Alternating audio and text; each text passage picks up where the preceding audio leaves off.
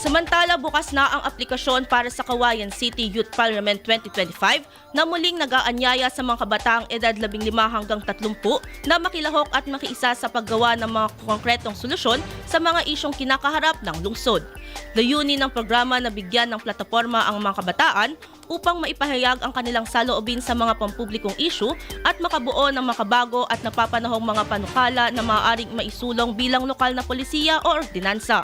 Matatandaang noong Enero 2025, matagumpay na isinagawa ang Youth Parliament version 2.0 kung saan ipinamalas ng mga kabataang delegado ang kanilang kakayahan sa pagbuo ng mga panukala kaugnay ng Philippine Youth Development Plan 2023 to 2028 na nakatutok sa 10 pangunahing larangan ng partisipasyon ng kabataan kabilang ang edukasyon, kalusugan, kabuhayan, kapaligiran at pamumuno.